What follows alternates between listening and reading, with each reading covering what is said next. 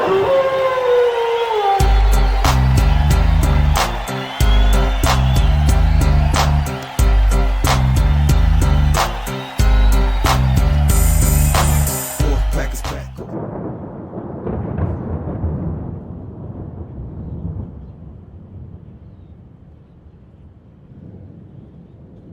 welcome back everyone to theCUBE's live coverage in Monaco. I'm John Furrier, host of theCUBE. Monaco Crypto Summit is the event, and there's a big conversation later at the Yacht Club with Prince Albert, and everyone else will be there, and it'll be quite the scene.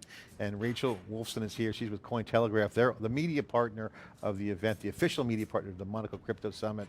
She's also emceeing the event on stage, presented by Digital Bits. Rachel, thanks for coming on. Thanks for having me, John. So I know you're busy. Thanks for taking the time because you got to jump back in and moderate and keep things on track.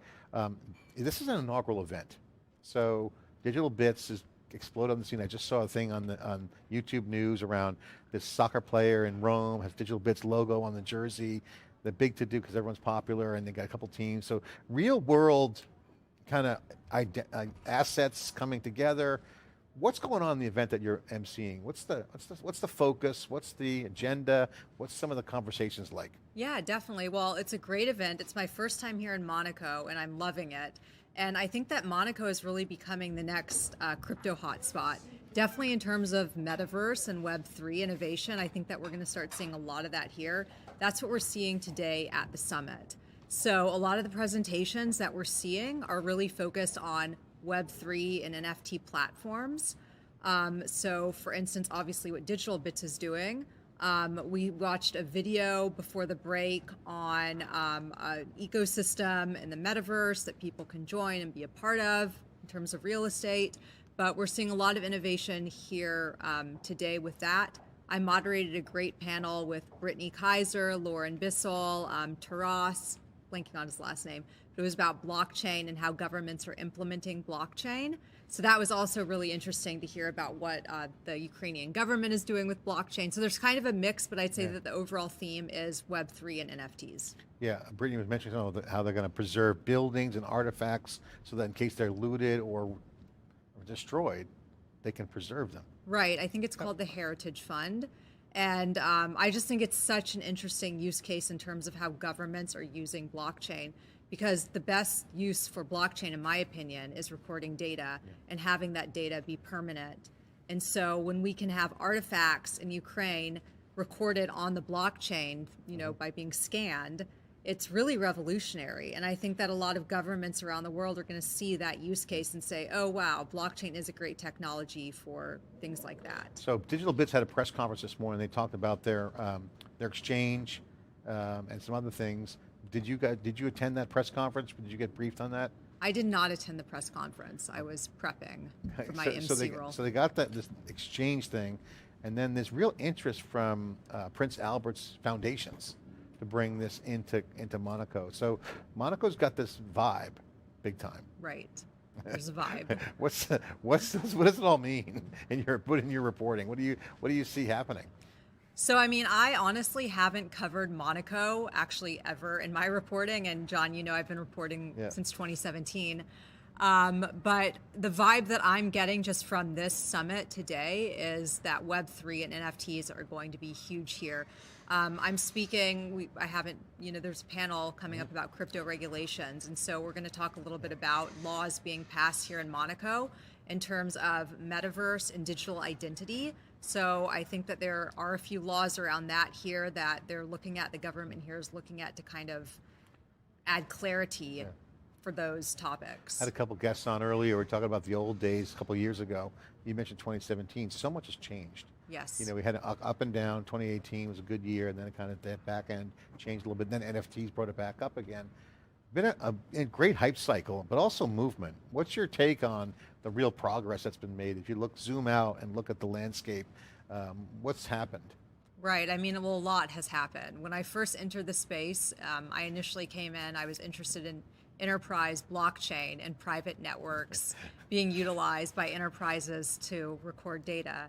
And then we saw public blockchains come in like Ethereum and enterprises using them. And then we saw a mix. And now I feel like we're just seeing public blockchains and there's really, but there still are private blockchains.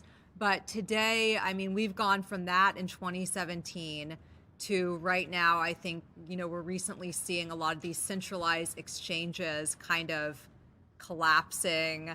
What we've seen with Celsius, for instance, and people moving their crypto to hardware wallets. I think that the space is really undergoing a lot of transformation. It's really revolutionary, actually, to see the hardware wallet market is growing rapidly, and I think that that's going to continue to grow.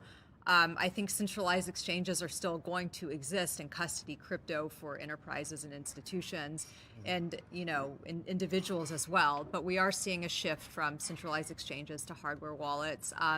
NFTs, although the space is, not as big as it was a year ago, it's still quite relevant. But I think with the way the market is looking today, we're only seeing the top projects kind of lead the way now versus all of the noise that we were seeing previously. I think it's corrections, basically. Right, exactly, corrections, and I think it's necessary, right? It's very necessary. Yeah, it's interesting. You mentioned the big players. You got Bitcoin and Ethereum driving a lot. I remember interviewing the Crypto Kitties when they first came out. It was kind of a first gen Ethereum, and then just exploded from there.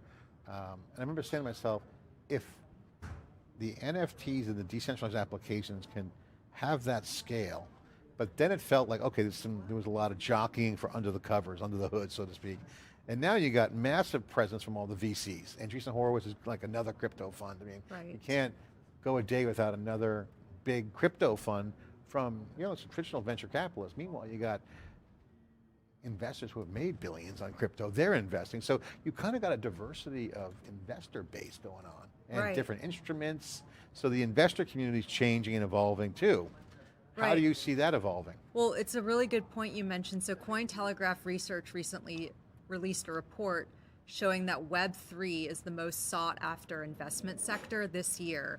So it was DeFi before, and Web3 is now leading the way over DeFi. And so we're seeing a lot of these venture capitalist funds, as you mentioned, create funds allocated just to Web3 growth.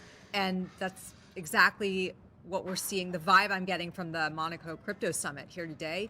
This is all about Web3. It's all about NFTs. It's all about the metaverse. This is really revolutionary.